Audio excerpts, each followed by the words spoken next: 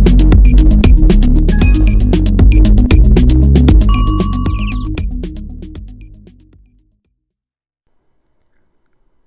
Morning. છેલ્લે આપણે Norton theorem વિશે જોયું હતું અને સાથે સાથે નોર્ટન થિયરમ અને થેવેનિન થિયરમ વચ્ચેનો તફાવત પણ આપણે જોયો હતો. હવે આ વિડીયોમાં આપણે સુપરપોઝિશન થિયરમ જોઈશું, એટલે કે અધ્યારોપણ પ્રમેય. તો અધ્યારોપણ વિશે તમે બેઝિક જાણો છો. અધ્યારોપણનો મતલબ શું થાય છે કે એક કરતાં વધારે આપણે કોઈ વેલ્યુઝ હોય તો આપણે એને શું કરતા હોય છે, સદિશ સરવાળો કરતા હોઈએ છીએ, બરાબર. તો એ સદિશ સરવાળો કરીએ અને પછી જે મેઇન કિંમત મળે છે એને આપણે શું કહીએ, એક રીતે અધ્યારોપણ કહીએ છીએ. તો અહીંયા આપણે પ્રવાહોની વાત કરવાની છે, એટલે પ્રવાહોનું અધ્યારોપણ આપણે અહીંયા દર્શાવવાનું રહેશે. મતલબ કે ધારો કે કોઈ આઈની કિંમત છે તો એ I1 એ I1 dash plus I1 double dash, આવી અલગ અલગ બે પ્રવાહોની કિંમતોનો સદિશ સરવાળો કરીએ ત્યારે આપણને I1ની મેઇન કિંમત મળતી હોય છે. તો આ રીતે આપણે અધ્યારોપણ છે. તમે વ્યતિકરણની ભાષામાં પણ અધ્યારોપણનો ખ્યાલ જોયો હશે, એટલે એકબીજા ઉપર સંપાત કરવાનો એનો સદિશ સરવાળો કરવો એ આપણને દર્શાવે છે, બરાબર.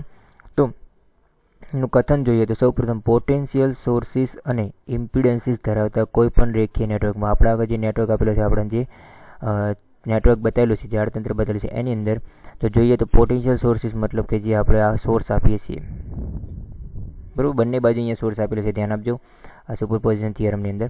તો કે પોટેન્શિયલ સોર્સિસ અને ઇમ્પિડન્સ, એટલે આ બધા Z1 Z2 Z3 ઇમ્પિડન્સની વાત કરીશ, બરાબર, ધરાવતા કોઈ પણ રેખીય નેટવર્કમાં કોઈ એલિમેન્ટમાંથી વહેતો પ્રવાહ, અહીંયા એલિમેન્ટ આ દર્શાવે છે જે બી આપણે ઇમ્પિડન્સ લઈએ છીએ, અથવા આ Z01 પોતાનો ઇમ્પિડન્સ દર્શાવે છે, દરેક એલિમેન્ટની વાત કરી છે. તો કોઈ પણ એલિમેન્ટમાંથી વહેતો પ્રવાહ એ વ્યક્તિગત પોટેન્શિયલ સોર્સિસ, એટલે કે વ્યક્તિગત પ્રોપર જે E01 આપણે કહીએ અથવા E02 કહીએ છીએ, એ વ્યક્તિગત પોટેન્શિયલ સોર્સિસને લીધે મળતા પ્રવાહોના, એટલે કે આ એક સોર્સિસના કારણે જે પ્રવાહ મળતો હોય જેને આપણે I1 કહીએ, આ બીજા સોર્સિસના કારણે જે પ્રવાહ મળતો હોય જેને આપણે I2 કહીએ છીએ. તો એ જ રીતે જે વ્યક્તિગત સોર્સિસમાં આપણે પ્રવાહ મળતો હશે એ પ્રવાહના સદિશ સરવાળા જેટલો હોય છે. એટલે સિમ્પલ રીતે હું એમ કહી શકું, ધારો કે I1ની કિંમત એ I1 એ વ્યક્તિગત I1 ડેશ એક વ્યક્તિગત વેલ્યુ દર્શાવે છે, અને એ જ પ્રમાણે I2 ડેશ બીજા સોર્સિસના કારણે પ્રવાહ મળે, sorry I1 double dash, okay. તો I1 ડેશ ધારો કે હું એમ કહું કે એક સોર્સિસને કારણે આપણને મળે છે, અને I1 ડબલ ડેશ એ બીજા સોર્સિસના કારણે, વ્યક્તિગત સોર્સિસના કારણે જે પ્રવાહ મળે એના સદિશ સરવાળા બરાબર આપણને મળતો હોય છે, ઓકે. તો આ રીતે એ સદિશ સરવાળા આપણે દર્શાવીએ જેને આપણે સુપરપોઝિશનનો થિયરમ કહીએ છીએ, ઓકે. આ કથન દરેકના યાદ રાખવા જરૂરી છે, થેવેનિન થિયરમ હોય કે નોર્ટન થિયરમ હોય કે પછી સુપરપોઝિશન. તો એ કથન યાદ રાખવા જરૂરી છે, જેના ઉપર કથન પણ પૂછાતા હોય છે એક માર્ક્સની અંદર. તો આ વાત થઈ સુપરપોઝિશન થિયરમના કથનની. હવે આપણે થિયરમ જોઈએ તો આપણી પાસે જે આકૃતિ છે એ આકૃતિમાં જે I1 પ્રવાહ છે, ધારો કે આપણે એને પ્રથમ મેશ કહીએ, બે ગાળાઓ આપણે રચી છે, બરાબર. તો આપણો આ જે પ્રથમ આને આપણે કહીએ છીએ મેશ 1, અને આ જે ભાગ બતાવે છે આપણો મેશ 2 દર્શાવે છે, બરાબર. બે અલગ અલગ ગાળા દર્શાવેલા છે, એકમાંથી I1 પ્રવાહ વહેશે, એકની અંદરથી I2 પ્રવાહ દર્શાવેલા છે. હવે જુઓ તો એમની દિશા પણ આપણને આ રીતે ઉલટી દર્શાવેલી છે. તો હવે જ્યારે બંને મેશની અંદર આપણે વારાફરતી શું કરીએ, કિર્ચોફના બીજા નિયમનો આપણે યુઝ કરીએ. તો કિર્ચોફના બીજા નિયમ પ્રમાણે આપણે શું કહીએ છીએ કે જે કુલ વોલ્ટેજ સોર્સિસ હોય આપણા, તો કોઈ કુલ વિદ્યુત સ્થિતિમાં તફાવત છે એ અંદર રહેલા એલિમેન્ટના જેટલા પણ એલિમેન્ટ આપે છે એમના વિદ્યુત સ્થિતિમાંના તફાવતના સરવાળા બરાબર મળતો હોય છે, ઓકે. તો અહીંયા એક વસ્તુ આપણે જોઈશું કે પ્રવાહની દિશાઓ બંને એક ડાયરેક્શનમાં, Z3 જે બતાવે છે Z3 માટે બંનેની ડાયરેક્શન આપણે આ રીતે જોઈએ તો નીચેના તરફ, બરાબર. તો આ રીતે ડાયરેક્શન આપણને મળતી હોય છે. તો ત્યાં બંને કિંમતો આપણે પ્લસ તરીકે દર્શાવીએ, તો બંને કિંમતો આપણે માઇનસ તરીકે પણ દર્શાવી શકતા હોઈએ છીએ. તો સૌપ્રથમ જોઈએ તો પહેલા મેશ માટે આપણે કિર્ચોફના નિયમનો યુઝ કરીએ તો કુલ વિદ્યુત સ્થિતિમાં તફાવત, એટલે કુલ જે સોર્સિસ છે જેને આપણે શું કહીશું E01 ઇઝ ઇક્વલ ટુ આપણને શું મળશે કે Z1માંથી અથવા Z1ના બે છેડા વચ્ચે વિદ્યુત સ્થિતિમાંનો તફાવત. તો એ કઈ રીતે આપણે મેળવશું તો કે એમાંથી પસાર થતો પ્રવાહ અને Z1, એટલે કે I1 Z1. Z3 માટે લઈશું આપણે I1 Z3, અને એ સોર્સિસનો પોતાનો આંતરિક ઇમ્પિડન્સ જેને આપણે કહીએ છીએ Z01, તો એની અંદરથી જે વિદ્યુત સ્થિતિમાં તફાવત હશે એને આપણે શું કહીશું I1 Z01 તરીકે દર્શાવશું, ઓકે. અને Z3ની અંદરથી ફરી એકવાર I2 પણ પસાર થશે, જેથી આપણે એને માઇનસ તરીકે દર્શાવી શકીએ છીએ, કે જેને આપણે કહીએ Z3, અને અંદરથી પ્રવાહ કયો પસાર થાય છે I2, ઓકે. તો જોઈએ આપણે કઈ રીતે, તો સમીકરણ પ્રમાણે લઈએ તો કુલ વિદ્યુત સ્થિતિમાં તફાવત આપણે લઈએ છીએ E01, પછી જે Z1માંથી પ્રવાહ પસાર થશે તેને આપણે વિદ્યુત સ્થિતિમાન તફાવત એનો કેટલો લઈશું? પ્રવાહ છે I1 અને ઇમ્પિડન્સ છે Z1. એ જ પ્રમાણે પ્રવાહ I1 અને પસાર થશે Z3માંથી, અને એ જ પ્રમાણે પ્રવાહ I1 અને પસાર થશે Z01. Z01 એ જે સોર્સ હતો એનો આંતરિક ઇમ્પિડન્સ છે, માઇનસ Z3માંથી I2 પણ પસાર થશે. આથી હું એને I2 Z3 પણ દર્શાવી દઉં. ઓકે, એક ઇક્વેશન આપણું અહીંયા મળશે. હવે જ પ્રમાણે બીજી બાજુની મેશની વાત કરીએ તો E02 ત્યાંનો સોર્સ છે, અને એ Z2માંથી પ્રવાહ પસાર થશે I2. એ જ પ્રમાણે Z02માંથી પણ I2 પ્રવાહ પસાર થશે, અને Z3માંથી પણ I2 પ્રવાહ પસાર થશે, અને Z3માંથી પાછો આપણે I1 પણ પ્રવાહ પસાર થાય છે. ઓકે, તો એ આપણે દર્શાવી દઈએ તો અહીંયા આપણે લખીશું Z2ની અંદરથી તો I2 Z2. એ જ પ્રમાણે Z3માંથી પસાર થશે તો I2 Z3, અને Z02માંથી એટલે કે I2 Z02માંથી પ્રવાહ પસાર થશે, અને Z3માંથી I1 પ્રવાહ પસાર થાય છે. તો આ રીતે આપણે બે સમીકરણ દર્શાવ્યા. ઓકે, તો જો થેવેનિન થિયરમમાં આપણે આ કિંમત જે માઇનસ લેતા હતા આ બંને, એ પ્રવાહની દિશા બંનેની કેવી હતી? વિરોધ હતી. એ સિચ્યુએશનમાં લેતા હતા. પણ અહીંયા આપણે જોઈશું તો પ્રવાહ બંને એક જ ડાયરેક્શનમાં, આથી આપણે એને પ્લસ પણ કહી શકીએ છીએ. તો અહીંયા બંને ડાયરેક્શન એક છે, આપણે એને પ્લસ તરીકે દર્શાવી દઈએ. તમે અહીંયા દેખશો તો થેવેનિન થિયરમની અંદર એ બંનેની જે ડાયરેક્શન આપણે લેતા હતા એ ઉલટી હતી.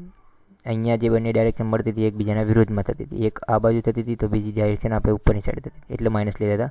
અહીંયા બંનેની ડાયરેક્શન જોઈશું તો બંને વન સાઈડ જ મળે છે, બરોબર. આપણે એક જ સાઈડ આપણને મળતી હોય છે, આથી આપણે એને પ્લસ દર્શાવી શકીએ છીએ. તો આ બંને કિંમતો જે આપણને મળશે આપણે ડાયરેક્ટલી શું કહી દઈએ? પ્લસ દર્શાવી.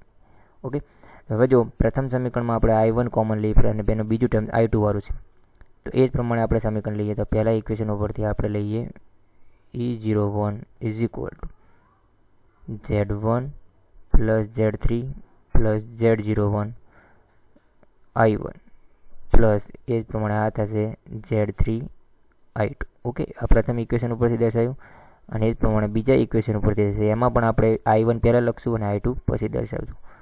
તો E01 આ આપણું I1 વાળું ટર્મ છે એક જ, તો એ લખી નાખીએ Z3 I1 પ્લસ આ ટર્મ્સ આપણું I2 વાળું છે.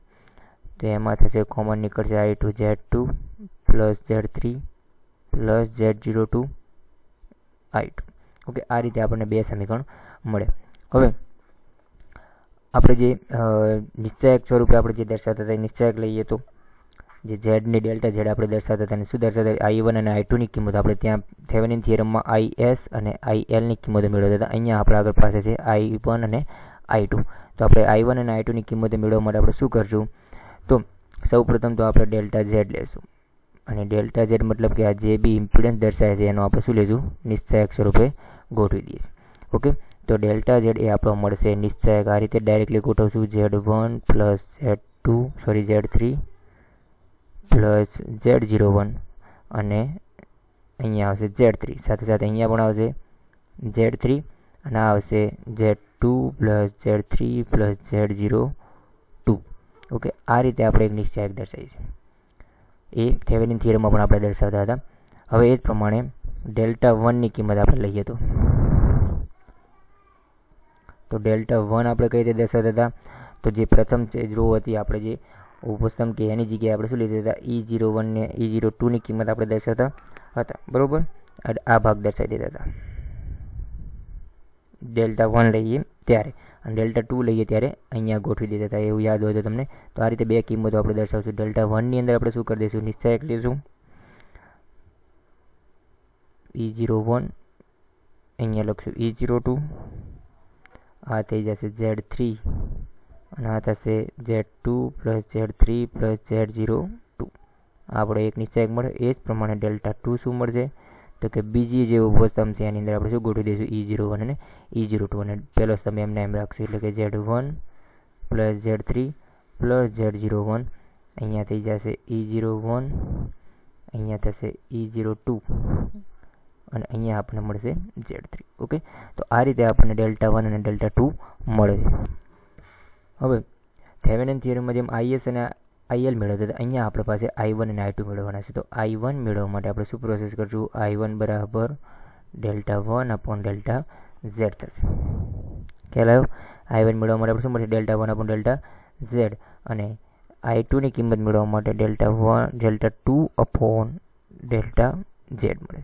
ઓકે, તો આ આપણો ડેલ્ટા ઝેડ છે, આ ડેલ્ટા 1 છે અને આ આપણું ડેલ્ટા 2 છે. ઓકે, તો સૌપ્રથમ આપણે I1 ની કિંમત મેળવીએ. I1 is equal to delta 1 upon delta Z. તો ડેલ્ટા 1 કેટલો મળશે આપણને? ડેલ્ટા 1 ની કિંમત આપણને મળે છે એનો પહેલો નિશ્ચાયક ડાયરેક્ટ સોલ્વ કરીએ તો આ બંનેનો ગુણાકાર માઇનસ આ બંનેનો ગુણાકાર. ઓકે, તો જો Z2 plus Z3 plus Z02 into E01 બંનેનો ગુણાકાર કરી દઈએ છીએ. તો હું ડાયરેક્ટ લખી નાખું Z2 plus Z3 plus Z02 into E01. Okay, minus સાથે આપણે માઇનસ પણ દર્શાવવાનું છે, તો માઇનસ કરીને બીજી જે કિંમત છે મતલબ કે આ બંનેનો ગુણાકાર, તો કે Z3 E02 Z3 E02.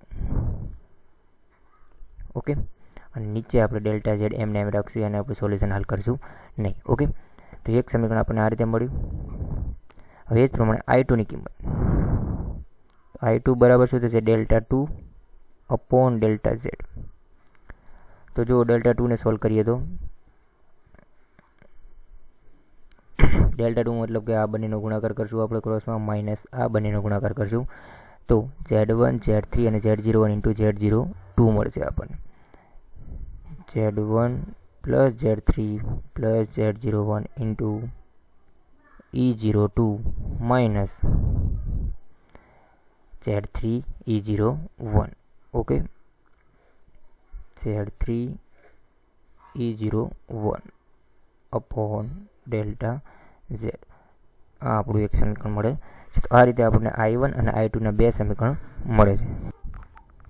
તો સુપરપોઝિશન થિયરમ પ્રમાણે ધારો કે આપણને I1 મળે છે, આ સમીકરણ હું બે ભાગમાં આ રીતે વહેંચી શકું. આ બંને ટર્મ્સ, જે આ પ્રથમ ટર્મ છે અને આ બીજું ટર્મ છે, બંને ટર્મ્સની નીચે ડેલ્ટા ઝેડ લખીને, તો જો હું અલગ અલગ દર્શાવું તો Z2 plus Z3 plus Z02 into E01 ભાગ્યા ડેલ્ટા ઝેડ માઇનસ બીજું ટર્મ દર્શાવીએ Z3 E02 upon delta Z. Okay, આ રીતે બે અલગ અલગ ટર્મ્સ આપણે દર્શાવીએ. તો બે ભાગ આપણે બનાવી દીધા એક સમીકરણના. તો અહીંયા સદિશ સરવાળાની જે વાત કરી છે એ જ અહીંયા પ્રૂવ થશે, તમે દેખજો. તો હવે એ પ્રમાણે આના પણ બે ભાગ કરી દઈએ. Z1 plus Z3 plus Z01 E02 upon delta Z minus Z3 E01 upon delta Z. Okay, હવે સુપરપોઝિશન થિયરમ પ્રમાણે આપણે શું કરશું કે આ રીતે બીજી સર્કિટ બનાવશું. અને આમાં શું કરશું કે જ્યારે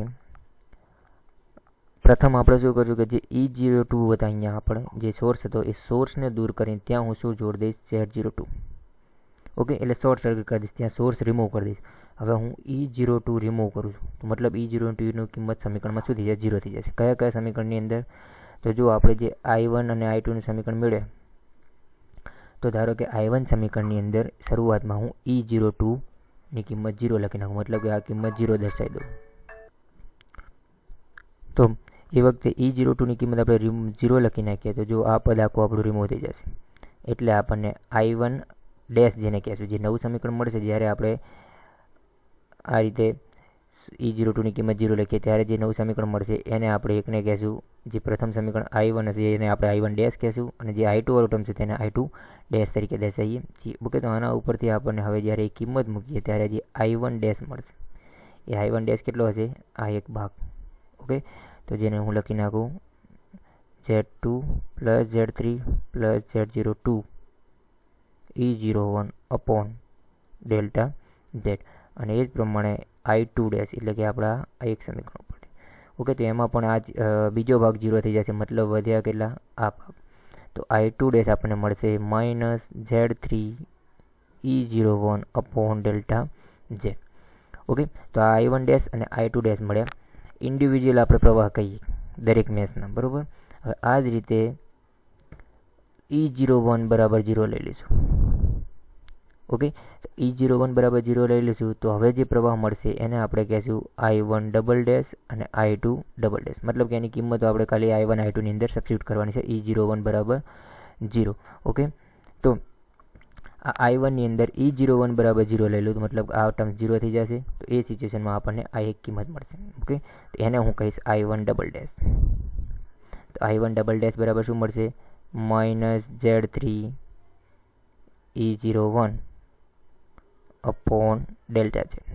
ઓકે, એ રીતની આપણને E02 છે આપણે આગળ, તો E02 ડેલ્ટા Z પ્રમાણે મળે છે. અને એ સિચ્યુએશનમાં હવે I2 ડબલ ડેશ મળશે. એ I2 ડબલ ડેશ આના ઉપરથી E01 ની કિંમત 0 લઈ લે તો આ કિંમત રિમૂવ થઈ જશે. તો વધશે Z1 છે plus Z3 plus Z01 E02 upon delta Z. Okay, તો જો I1 એ કઈ કિંમતથી બને છે? I1 એ I1 ડેશ અને I1 ડબલ ડેશથી બને છે. આથી હું ડાયરેક્ટ સુપરપોઝિશન થિયરમ જે મેં તમને કીધું એ પ્રમાણે I1 એ I1 dash plus I1 double ડેશથી બને છે. કેમ કે એ બંનેનો સરવાળો થાય છે. જો I1 ડેશ એટલે આરી કિંમત આપણને મળી અને I1 ડબલ ડેશ એટલે આપણી આરી વેલ્યુ છે. તો એ બંનેનો ઇન્ડિવિડ્યુઅલ એટલે કે વ્યક્તિગત પ્રવાહનો સરવાળો બતાવે છે. અને એ જ પ્રમાણે I2 બરાબર આપણને મળે છે I2 dash plus I2 double dash. તો આ રીતે સુપરપોઝિશન થિયરમ આપણે પ્રૂવ કર્યો. તો એ સુપરપોઝિશન થિયરમ પ્રમાણે આપણને એવું કીધું કે જે એમના વ્યક્તિગત પ્રવાહ હશે, વ્યક્તિગત પ્રવાહના સદિશ સરવાળા બરાબર આપણને શું મળતો હોય છે? એ મેઇન પ્રવાહ આપણને મળતો હોય છે, જેને આપણે સુપરપોઝિશન થિયરમ કહીએ છીએ. તો ઓકે, આ વાત થઈ સુપરપોઝિશન થિયરમની. નેક્સ્ટ વિડીયોની અંદર આપણે મેક્સિમમ પાવર ટ્રાન્સફર થિયરમ જોઈશું. બરાબર, મહત્તમ પ્રવાહ જે ટ્રાન્સફર થતો એના માટેનું થિયરમ આપણે નેક્સ્ટ વિડીયોની અંદર જોઈશું. Okay, thank you.